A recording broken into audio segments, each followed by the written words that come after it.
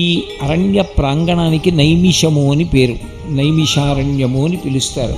ఎందుచేత అలా పిలిచారు అంటే, ఒకానొకప్పుడు ఇంకా కలియుగం ప్రారంభం కాలేదు, ద్వాపరయుగం యొక్క చిట్ట చివరి కాలం సంప్రాప్తమైంది. ఇంకా కృష్ణ భగవానుడి యొక్క అవతార పరిసమాప్తి కూడా జరిగిపోయింది. ఇక వచ్చేటటువంటిది కలియుగమని, కలియుగంలో ఉండేటటువంటి వ్యగ్రతలు ఎలా ఉంటాయి అన్న విషయాన్ని తెలుసుకున్నటువంటి ఋషులు వ్యధ చెందారు. ఎక్కడికి వెళ్ళి మనందరం కూడా కూర్చుని అనుష్ఠానం చేస్తే కలిపురుషుని యొక్క ప్రవేశము ఉండదో అటువంటి భూభాగము ఏదైనా ఉన్నదా వాళ్ళకు అనుమానం వచ్చింది. సృష్టికర్త చతుర్ముఖ బ్రహ్మగారు కనుక వారందరూ బ్రహ్మగారి దగ్గరికి వెళ్ళారు. భూమండలంలో అటువంటి స్థలం ఏదైనా ఉంటే మాకు తెలియచేస్తే మేమందరం అక్కడ కూర్చుని తపస్సు చేస్తాం. ఎందుకంటే కలి యొక్క ఉద్ధతి చేత, కలి యొక్క ప్రకోపం చేత మళ్ళీ మా యొక్క తపస్సులు పతనమైపోయేటటువంటి స్థితి సంభవించదు కనుక అటువంటి భూభాగం ఎక్కడున్నదో తెలియచెయ్యమని అడిగారు. బ్రహ్మగారు దర్భలతో ఒక చక్రాన్ని తయారు చేసి దుల్లించారు. ఆ చక్రం యొక్క నేమి ఇరుసు ఎక్కడ విరిగి పడిపోతుందో, ఇక ఆ చక్రము దొల్లదో, అది కలిపురుషుడు ప్రవేశించినటువంటి పరమ పవిత్రమైనటువంటి ప్రాంగణమని, కాబట్టి మీరు ఈ చక్రం వెంట వెళ్ళవలసింది అని బ్రహ్మగారు నిర్దేశించారు. ఆ దర్భలతో తయారు చేయబడినటువంటి చక్రం వెనక ఋషులందరూ బయలుదేరి వచ్చారు. ఆ వచ్చినటువంటి చక్రం తిరుగుతూ వచ్చి ఈ అరణ్య ప్రాంగణంలోకి ప్రవేశించిన తరువాత నేమి అంటే ఇరుసు విరిగిపోయి ఆ చక్రం ఇక్కడ పడిపోయింది.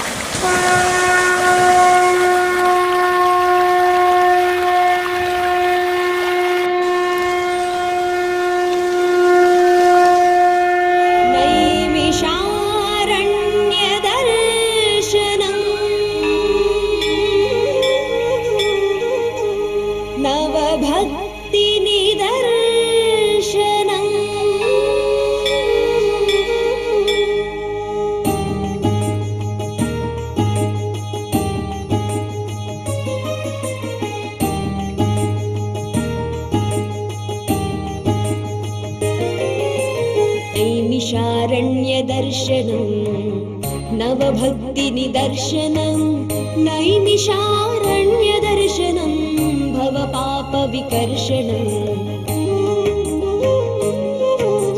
పురాణాలు పురుడు పోసుకున్న నైమిషారణ్యదర్శనం, పుణ్యాల తొలి పులకింతల నైమిషారణ్యదర్శనం, శౌనకాది ముని శుభ సూక్తుల నైమిషారణ్య దర్శనం, కలికాలు మోపని కళల నైమిషారణ్య దర్శనం. నైమిషారణ్య దర్శనం నవభక్తి నిదర్శనం, నైమిషారణ్య దర్శనం.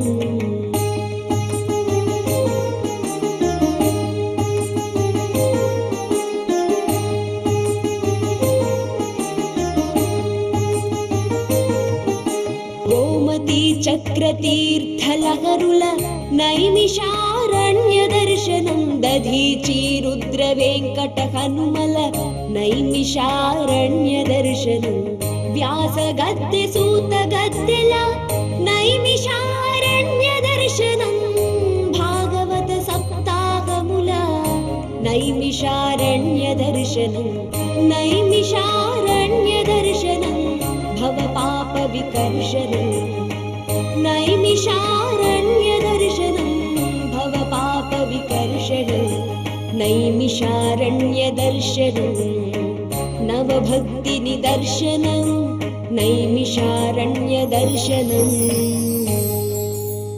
దేవతల భూమి, ఋషుల భూమి, యజ్ఞభూమి, జ్ఞానభూమి, ఈ పావనమైనటువంటి నైమిషారణ్యం. అనునిత్యము ప్రాతకాలంలో దీన్ని స్మరించినా చాలు ధన్యులవుతారు అని చెప్తారు. అంటే ప్రాతకాలం స్మరించవలసిన పుణ్యనదులు, పుణ్యపర్వతాలు, పుణ్యారణ్యాలు, అలాగే దేవతలు, ఋషులు, చక్రవర్తులు, వీళ్ళ పేర్లు మనకి పురాణాల్లో చెప్తారు. అలాంటి వాటిలో నైమిషారణ్యం కూడా పేరు చెప్పారు. అంటే ప్రాతస్మరణీయమైనటువంటి పీఠం ఇది. అటువంటి నైమిషారణ్యాన్ని మనం స్మరిస్తే ధన్యులం అవుతామన్న దాన్ని ఇంత వివరంగా చూడగలుగుతూ దాని విశేషాలు తెలుసుకుంటున్నామంటే చాలా సంతోషించదగ్గ విషయం. తిరుమల తిరుపతి దేవస్థానం వారి ద్వారా ఈ కార్యక్రమం జరుగుతూ ఎస్వీబీసీ ఛానల్ ద్వారా అందరూ చూడగలుగుతున్నారు ఈ నైమిషారణ్యం యొక్క వైభవాన్ని. ఇటువంటి పవిత్రమైన నైమిషారణ్యం దివ్యమైనటువంటి జ్ఞానానికి నెలవై దివ్యదేశములతో కూడినటువంటిది. అంతేకాదు రామచంద్రమూర్తి అయోధ్యని పాలిస్తున్న కాలంలో ఇక్కడే ఆయన భవ్యమైనటువంటి అశ్వమేధ యాగాన్ని చేశాడు. ఆ వేదిక వద్దకు వచ్చే వాల్మీకి వద్ద శిష్యులుగా ఉన్నటువంటి కుశలవులు అద్భుతంగా రామాయణ గానం చేశారు. రాముడే విని సంతోషించాడు, రాముని పరివారమే విన్నారు. అంటే రామాయణం కూడా తొలుత గానం చేయబడినటువంటి చోటు నైమిషారణ్యమే. పైగా రచించిన వాల్మీకి అక్కడే ఉన్నారు, నాయకుడైన రాముడు అక్కడే ఉన్నాడు, రామకథా పాత్రధారులు అందరూ అక్కడే ఉన్నారు. అలాంటి చోట రామపుత్రులైన కుశలవులు సుశిక్షితంగా వాల్మీకి ద్వారా నేర్చుకున్నటువంటి రామాయణాన్ని గానం చేశారు. అటువంటి భవ్యమైన చోటు నైమిషారణ్యం. అది రామాయణానికి, భారతానికి, పురాణాలకి పుట్టిన లేనటువంటి నైమిషారణ్యం జ్ఞానాన్ని ప్రపంచంలో ప్రసరింపజేయగలిగే శక్తి కలిగినది. అది జ్ఞాన సూర్యుడు నైమిషారణ్యంలో ఉదయించి విశ్వానికి కాంతి ఇస్తున్నాడు అని వర్ణించవచ్చు. అలాంటి భవ్యమైన నైమిషారణ్యంలో దివ్య గాథలు పుట్టిన ఈ చోట దర్శనం చేసుకుని ఆ తీర్థాలు సేవిస్తూ అక్కడ దేవతని మనం నమస్కరించుకుని అక్కడ ఋషుల్ని ధ్యానించితే చాలు దివ్యమైన అనుగ్రహాన్ని మనం పొందగలుగుతాం. నైమిషారణ్య దర్శనం. ఆనంద ప్రతిమ.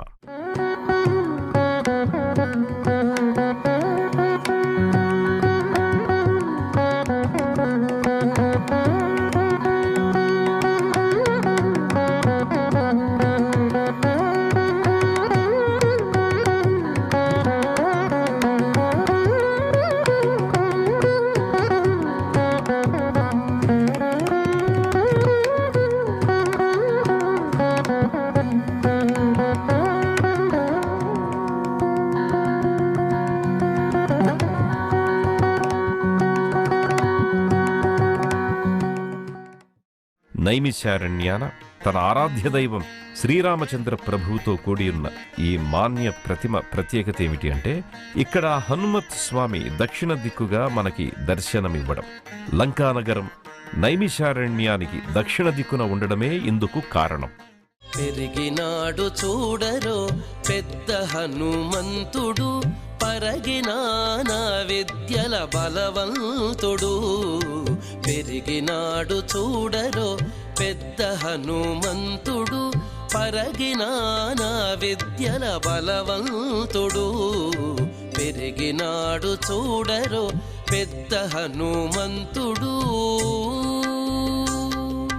రక్కసుల పాలిటి రణరంగ శూరుడు, వెక్కసపు ఏకాంగ వీరుడు. దిక్కులకు సంజీవి తెచ్చిన ధీరుడు, దిక్కులకు సంజీవి తెచ్చిన ధీరుడు. అక్కజమైనటి ఆకారుడు, దిక్కులకు సంజీవి తెచ్చిన ధీరుడు. అక్కజమైనటి ఆకారుడు. పెరిగినాడు చూడరో పెద్ద హనుమంతుడు. ఇక్కడి నుంచి రామదూత అతులిత బలధామ, అంజనీ పుత్ర పవన సుత నామ. ఉదయ భానుని మధుర ఫలమని, భావన లీల అమృతమును బ్రోలిన. కాంచన వర్ణ విరాజిత వేష, కుండలామండిత కుంచిత కేశ. శ్రీ హనుమాను గురుదేవు చరణములు, ఇహ పర సాధక శరణములు. భీమరూపమున అసురుల జంపిన, రామ కార్యమును సఫలము చేసిన. శ్రీ హనుమాను గురుదేవు చరణములు, ఇహ పర సాధక శరణములు. బయలుదేరాడు. హోరు హోరునా పోరు సాగిన, అసురసేనల వరుసన గోచిన. శ్రీ హనుమాను గురుదేవు చరణములు, ఇహ పర సాధక శరణములు.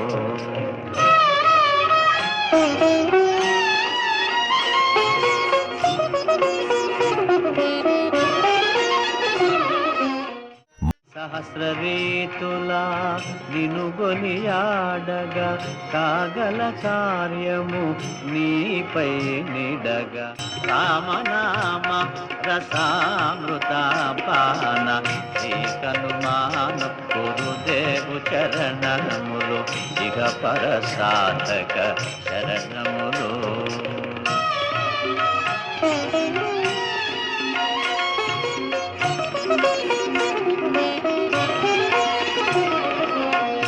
దుర్గమమగుయే కార్యమైనా సుగమమేయగు నీ కృపజాలిన కలుగు సుఖములు నిను శరణన్నా తొలగు భయములు నీ రక్షణయున్నా రామద్వారపు కాపరివైనని కట్టడి మీర బ్రహ్మాదుల తరామా భూత పిశాచ శాకిని ఢాకిని భయపడి పారు నీ నామ జపము విని శ్రీకనుమాను గురుదేవు చరణములు ఇక పరసాధక శరణములు.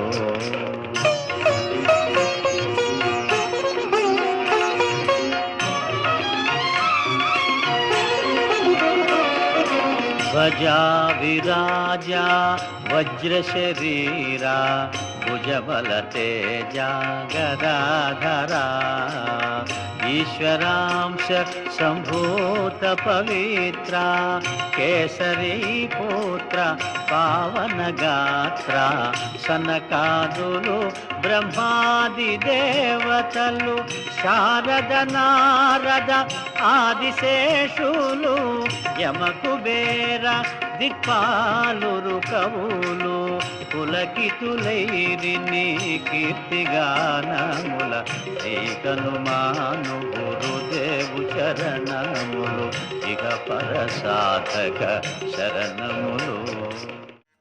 శనివారం మంగళహారతి గొను హనుమంతా సీతారామ లక్ష్మణ సమేత నా అంతరాత్మ నిలుమో అనంత నీవే అంత శ్రీ హనుమంతా.